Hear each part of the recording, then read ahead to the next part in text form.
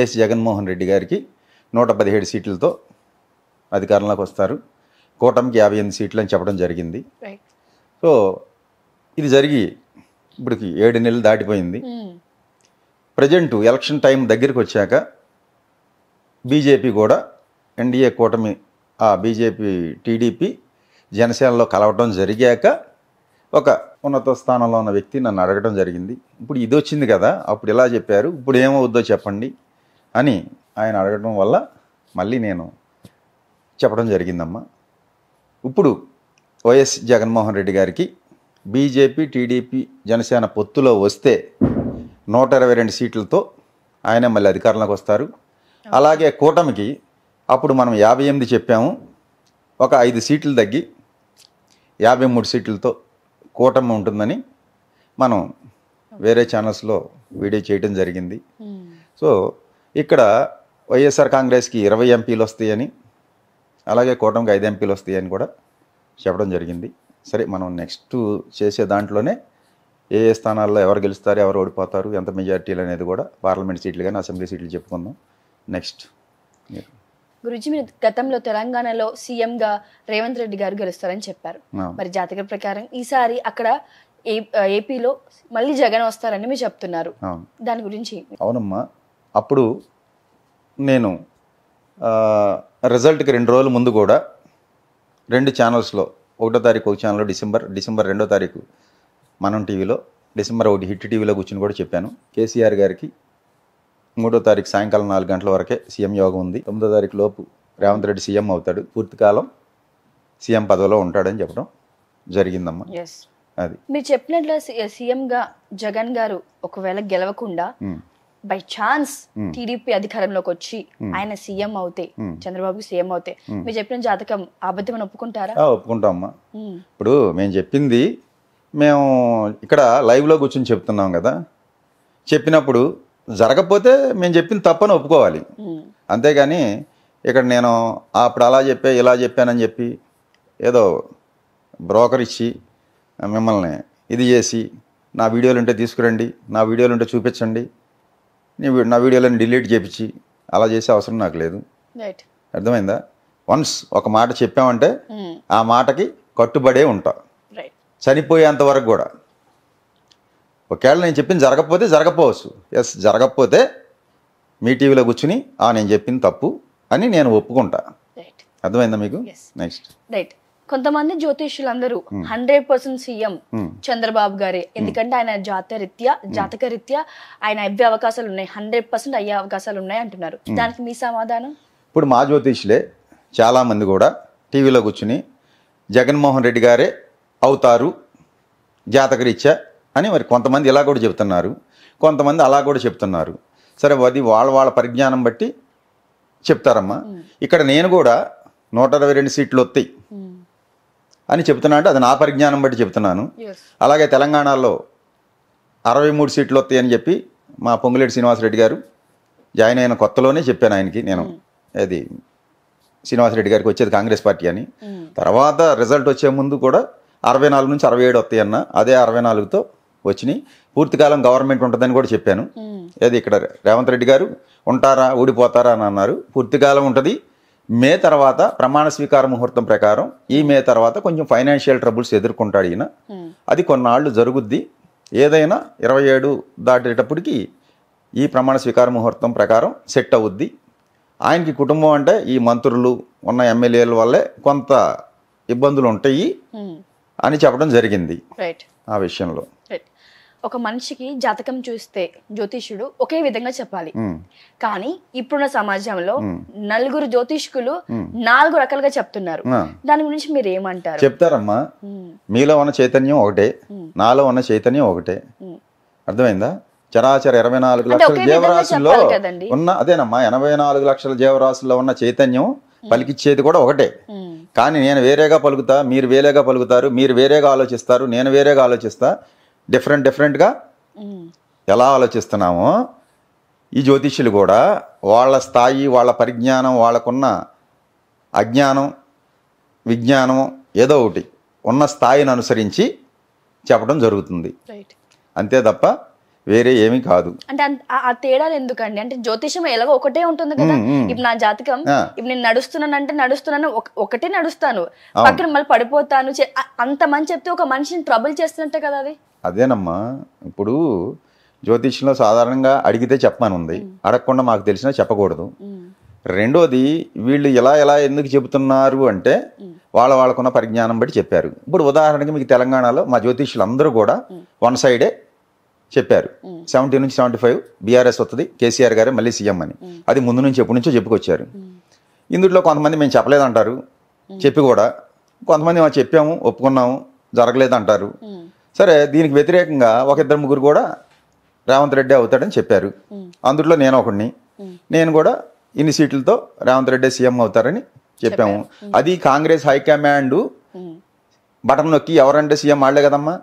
10 మంది పోటీ పడ్డారు, వెళ్ళి హస్తంలో మల్ల యోధుల్లాగా యుద్ధం చేశారు. చివరికి రేవంత్ రెడ్డి స్విచ్ నొక్కి రేవంత్ రెడ్డిని కూర్చోబెట్టారు వాళ్ళు.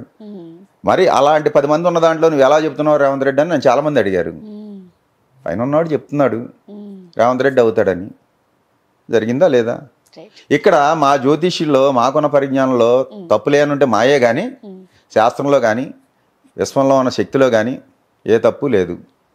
భగవంతుడు ఒకే రూపం ఉన్న శక్తి, అది అల్లా అనుకోండి, జీసస్ క్రైస్ట్ అనుకోండి, మీరు హనుమంతుడు అనుకోండి, లార్డ్ వెంకటేశ్వర స్వామి అనుకోండి, ఎన్ని రూపాలు వచ్చినా ఉన్నది ఒకటే చైతన్యం.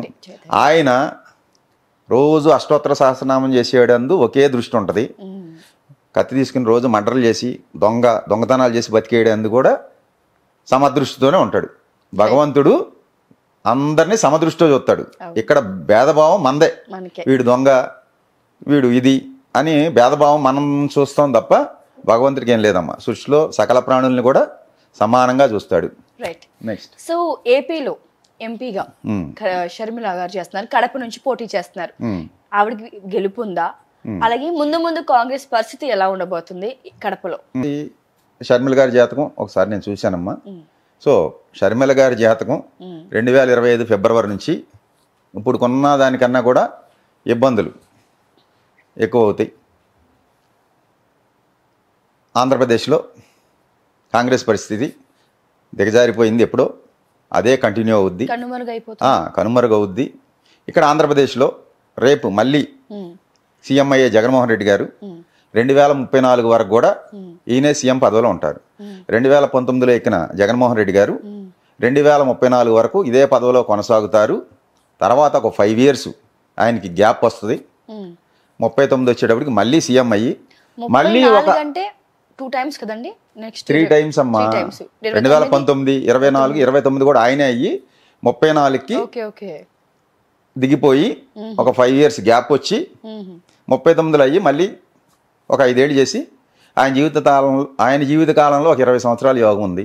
చంద్రబాబు నాయుడు గారికి ఎలా 14 సంవత్సరాల యోగం ఉందో, కేసీఆర్ గారికి ఎలా 9.5 ఏళ్ళు యోగం ఉందో, అలాగే జగన్మోహన్ రెడ్డి గారికి కూడా ఒక 20 సంవత్సరాల యోగం ఉంది. ఇది కాలం నిర్ణయించింది. ఇప్పుడు మేము చెప్తున్నాం ఇక్కడ కూర్చుని, రేపు ఇది ఇవాళ 20వ తారీఖు, రేపు 4వ తారీఖు రిజల్ట్ వచ్చాకే కదా ఆయన సీఎం అయిందా లేదా అనేది తెలిసేది. ఇప్పుడు నేను చెప్పింది నిజమా కాదా అని. మళ్ళీ 29 ఎలక్షన్లో ఆయన గెలిచి మళ్ళీ సీఎం అయితేనే కదా ఈ ఉదయభాస్కర్ అనేవాడు చెప్పింది నిజమా కాదని తెలిసేది. 34 దాకా ఎన్ని సంవత్సరాలు ఉంది, వెయిట్ చేయాలి. రిజల్ట్ వస్తాకి మనం చెప్పిన మాట జరిగిందా లేదా అని తెలుసుకుంటాకి 9 సంవత్సరాలు పడుద్ది, లేదా 10 సంవత్సరాలు పడుద్ది. అది రిజల్ట్ రావడానికి. మీరు ఇందాక పదే జగన్ సీఎం అవుతారని ఖచ్చితంగా బలగుద్ది చెప్తున్నారు. సీఎం మళ్ళీ ఇంకొకసారి జగన్ గారు అవుతే రాష్ట్ర పరిస్థితి ఎలా ఉండబోతుంది? ఏపీ సీఎం మళ్ళీ జగన్మోహన్ రెడ్డి గారు అవుతారు. రాష్ట్రాన్ని పరుగులు పెట్టిస్తాడు, అభివృద్ధి పదంలో ప్రగతి పదంలో నడిపిస్తారు. ఇప్పుడు చెప్పే అన్నీ కూడా అభివృద్ధి ఏముంది అనేది వాళ్ళకి అజ్ఞానం అనే కళ్ళు పొరలు కమ్మి ఏమీ కనపట్ల.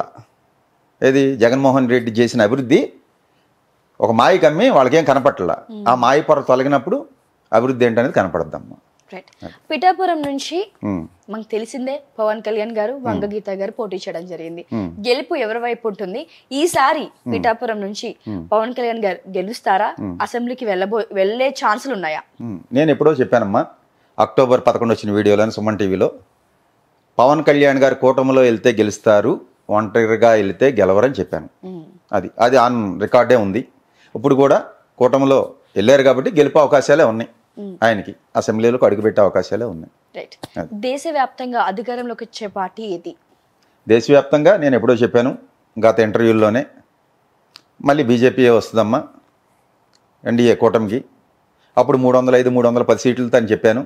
ఇప్పుడు మీ టీవీలో కూర్చుని ఎన్డీఏ బలం అది లోపలున్న బయట నుంచి మద్దతు ఇచ్చిన పార్టీలతో అయినా సరే ఏదైనా ఎన్డీఏ బలం పార్లమెంట్లో 360 సీట్లు ఉంటాయి. లోనున్న లోపల ఉండకుండా బయట నుంచి మద్దతు ఇచ్చేవాళ్ళు ఉంటారు. ఉదాహరణ జగన్మోహన్ రెడ్డి బయట నుంచే మద్దతు ఇచ్చాడు కదా బీజేపీకి గత 5 సంవత్సరాలు. అలాగా ఇచ్చిన ఏదైనా ఎన్డీఏ కూటమికి 360 సీట్లు బలం పార్లమెంట్లో ఉంటుంది. రైట్.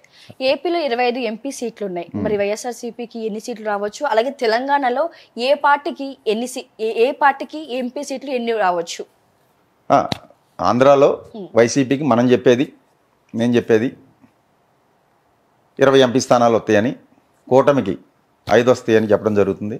అలాగే తెలంగాణలో కూడా కాంగ్రెస్కి ఒక 9 ఎంపీ స్థానాలు వస్తాయి, ఎంఐఎం ఒకటి వస్తుంది, ఒక బీఆర్ఎస్ 3 నుంచి 4 ఉండొచ్చు, బీజేపీ ఒక 3 స్థానాలు ఉంటుందమ్మా, ప్లస్ ఆర్ మైనస్. ప్రస్తుతం జగన్ గారి జాతకం ఎలా ఉంది, అలాగే బాబు గారి జాతకం ఎలా ఉంది? జగన్ గారి జాతకం అయితే ప్రస్తుతం ఆయన కన్యాలగ్నం, ఆర్ద్ర నక్షత్రంలో పుట్టాడు, బుధ మహాదశలో శుక్రుడి యొక్క అంతర్దశ నడుగుతుంది. రేపు నవంబర్ వరకు కూడా, అదే రేపు అక్టోబర్ డిసెంబర్ వరకు కూడా బుధ శుక్రులు ఇద్దరు అక్కడే ఉన్నారు వృచ్చికంలో. ఆయన జాతకం చూసామమ్మా. ఆయన జాతకం ప్రకారం మళ్ళీ 122 సీట్లు గెలుచుకుని మళ్ళీ ముఖ్యమంత్రిగా ఆయన ప్రమాణ స్వీకారం రేపు ఆంధ్రాకి మళ్ళీ చేస్తారు వైజాగ్లో. రైట్. ఇది సత్యం. సో సీఎం రేవంత్ రెడ్డి గారు ఇందాక మనం డిస్కషన్ చేసుకున్న ప్రకారంగా 5 ఏళ్ల పరిపాలనలో ఉంటారని కొంతమంది, ఉండరు అని కొంతమంది, మధ్యలో దిగిపోతారని కొంతమంది. ప్రస్తుతం ఆయన జాతరీత్యా ఆయన సిచ్యువేషన్ ఎలా ఉండబోతుంది? నేను చూశానమ్మా ఆయన జాతకం, వేరే విశ్లేషణలో చెప్పాను. ఆయనకి ఫలానా దశ స్టార్ట్ అయింది, ఈ టైం నుంచి ఈ టైంకి తప్పకుండా ముఖ్యమంత్రి అవుతారని ఆ ఇంటర్వ్యూలో కేసీఆర్ గారి జాతక విశ్లేషణ, ఈయన జాతక విశ్లేషణ కూడా చేసి చెప్పడం జరిగింది. ఆయన కొండారెడ్డిపల్లిలో 4:30కి పుట్టారు. ఈ లగ్నం మేషలగ్నం, సప్తంలో ఈ గ్రహాలు ఉన్నాయని, షష్టాధిపతి సప్తంలో ఉన్న బుధ మహాదశ ప్రారంభం అయింది, అయ్యాకే ఈయనకి సీఎం యోగం వస్తుందని చెప్పడం జరిగింది. అలాగే వచ్చారు. ఈయన పూర్తికాలం మీకు లైవ్లో చెప్తున్నాను, పూర్తికాలం 5 ఏళ్ళు సీఎంగా కొనసాగుతారు. ఇంతకుముందు కూడా 2014లో కేసీఆర్ గారు అవుతారని చెప్పాను. 2019లో 18 డిసెంబర్ 13న కేసీఆర్ గారు మళ్ళీ ప్రమాణ స్వీకారం చేస్తారని చెప్పాను. అలాగే చేశారు. ఆయన రేపు సాయంకాలానికి దిగిపోతారని చెప్పాను, అదే జరిగింది. అది రేపు 2019లో కూడా జగన్మోహన్ రెడ్డి గారికి 126 ఎమ్మెల్యే సీట్లు ప్లస్ 21 ఎంపీ సీట్లు వస్తాయి అన్నాను. నన్ను అందరూ వీడు ఏదో అని చెప్పి ట్రోల్ చేసి అన్నారు. సరే వచ్చాక తెలిసింది కదమ్మా, రేపు కూడా వచ్చాకే తెలుస్తుంది. ఈలోపు ఈ 10 రోజుల్లో 15 రోజులు ఉంది మన వీడియో వచ్చేటప్పటికి రిజల్ట్ వస్తుంది. 15 రోజుల్లో కామెంట్లు చేస్తూనే ఉంటారు, వాళ్ళందరినీ మనం పట్టించుకోమమ్మా. ఏది తెలంగాణలో బీఆర్ఎస్ పార్టీ అంతమైపోతుంది, ఇంకా కేసీఆర్ జైలుకి వెళ్తాడు అని అంటున్నారు. ప్రెసెంట్ కేసీఆర్ గారి జాతక ప్రకారంగా ఆయన సిచ్యువేషన్ ఎలా ఉండబోతుంది గురు? అదే సిచ్యువేషన్ అయితే బాగోలేదమ్మా. నేను చెప్పాను అక్టోబర్ 9 నుంచి ఎప్పటి నుంచో ఆయనకి బాగోలేదు, బ్యాడ్ టైం స్టార్ట్ అయిందని. సో ఆ తర్వాతే డిసెంబర్ 19 వరకు ఉంది అది ఆ గ్రహం. ఆ జరిగే కాలంలో ఇబ్బంది ఉంటుంది అన్నాను. అదే టైంలో దిగిపోయారు, ప్లస్ పడిపోయి ఆయనకి సర్జరీ అయింది కూడా ఆ డిసెంబర్ 19 ముందే. సో ఆయనకైతే 2028 వరకు కూడా ఈ పార్టీ అయితే ఉంటుంది. ఆ తర్వాత ఆలోచించాలి ఉంటుందా ఉండదా అనేది. ఇది ఒక పర్సనల్ క్వశ్చన్ గురువు గారు మీ గురించే. మీ దగ్గర నాకు మంత్రదండం ఒక వింతగా ఉంది, అసలు నేను ఎప్పుడు కూడా చూడలేదు దాన్ని. సో దాంతో జాతకం ఎలా చెప్తారు? దాంతో జాతకం చెప్పడం కాదమ్మా, భవిష్యత్తు చెప్తున్నాం. రేపు అదే జాతకం అనేది కాదు ఇక్కడ. జాతకం అంటే హారోస్కోప్ కావాలి, గ్రహాలు ఇవి అవి అది డివైన్ ఆస్ట్రాలజీ అని చెప్పి విశ్వంలో ఉన్న శక్తికి, విశ్వంలో ఒక శక్తి నడిపిస్తుంది కదా, దానికి కనెక్ట్ అయ్యేదే. అది ఒక ఇన్స్ట్రుమెంట్ మంత్రదండం అనేది. నేను చూసేది ఇదంతా జనాల్ని మోసం చేయడానికి కొంతమంది చెప్పిన ప్రజలకి మీరు ఇచ్చే సమాధానం ఏంటి? తప్పే ఉందండి, యద్భావం తద్భవతి. ఇప్పుడు మీరు మోసం చేస్తున్నారు అనుకున్నారనుకోండి, నాలో ఒక మోసగాడు కనపడతాడు. ఇప్పుడు నేను పలికేది సత్యం అనుకోండి, నేను చెప్పింది జరిగింది చాలామందికి, వాళ్ళందరూ ఏమనుకుంటారు, ఓహో ఈయన చెప్పింది జరిగింది అని అనుకుంటారు కదా. అది ఇక్కడ నేను జనాలను మోసం చేసి నేను డబ్బులు సంపాదించుకుని నీకు ఆ పూజలు చేయాలి, ఈ హోమాలు చేయాలి, 10 లక్షలు పట్టురా, 12 లక్షలు అవుద్దని నేనేం చెప్పట్లేదు కదా. లేకపోతే ₹1,00,000 తీసుకురా, 50,000 తీసుకురా అని ఎక్కడన్నా నేను నా దగ్గర అడిగిన వాళ్ళకి గోచార రీత్యా ఈ గ్రహాలు బాగోలేదు, దశాంతర దశలు రీత్యా ఈ గ్రహాలు బాగోలేదు, ఇవన్నిటికి కలిపి ఎంఆర్పి ప్యాకేజ్ ఇది, లేకపోతే త్రయంబకేశ్వర్ వెళ్ళు, లేదా అక్కడికి వెళ్ళు, ఇక్కడికి వెళ్ళు, శని సింగనాపూర్ వెళ్ళు, శని బాగోపోతే రాహుగ్రహం బాగోపోతే కుక్కి సుబ్రహ్మణ్య స్వామి దగ్గరికి వెళ్ళు, ఇవన్నీ నేనే పూజలు ఏం చెప్పి ఇట్లా. రాహు నీ పక్కన ఇంట్లో రాహు ఉన్నా అక్కడ భగవంతుడు ఉన్నాడు. ఒకడికి ఎవడికో చెప్పాను నేను, గురువుగారు నేను కుక్కి వెళ్తున్నా అన్నాడు. దేనికి రా అన్న, ఆ రాహు సుబ్రహ్మణ్య స్వామి రాహు ఇప్పుడు నాకు అంతర్దశ జరుగుతుంది అన్నాడు. వాడు కూడా ఆస్ట్రాలజరే, తెలుసు అనమాట, మమ్మల్ని కోచింగ్ చేస్తుంటారు. ఈ రాహు గ్రహం నీ పక్కన లేదా అన్న అంటే, ఎక్కడుంది గురుగారు, కుక్కీలో ఉన్నాడు అన్నాడు. అవి పుణ్యక్షేత్రాలు అయ్యో ప్రశస్తమైన కాలంలో పుట్టిని అక్కడే ఉంటాడండి భగవంతుడు, నీ పక్కన ఉన్న విగ్రహంలో కూడా ఉన్నాడు, నువ్వు చూడగలిగే భావంతో ఉంటుంది అన్నా. లేదు వెళ్తున్నా అన్నాడు. సరే నీ కర్మ వెళ్ళు అన్న. వత్త అవుటర్ రింగ్ రోడ్లో హైదరాబాద్ ఎక్కాక యాక్సిడెంట్ అయింది. హాస్పిటల్లోని ఫోన్ చేశాడు, గురువుగారు కుక్కీ వెళ్ళి వస్తున్నాము, కారు చెత్త అయిపోయింది, మేము బతికున్నాము అన్నాడు. వెళ్ళకపోతే జరిగేది కాదు కదా. మరి కుక్కీలో ఉన్న రాహు ఏం చేసింది చెప్పండి. ఇప్పుడు ఆపరేషన్ లేకుండానే మోకాళ్లకు ప్లాస్మా ట్రీట్మెంట్, మీ ఆర్థోపెడిక్ సమస్యలన్నిటికీ రోబోటిక్ టెక్నాలజీ ద్వారా తక్కువ ఖర్చుతో శాశ్వత పరిష్కారం, ఫ్రీ కన్సల్టేషన్, ప్రతి ట్రీట్మెంట్ పై 20% డిస్కౌంట్. ఈ ఆఫర్ కొద్ది రోజులు మాత్రమే, త్వరపడండి. V9 hospitals 9281465842.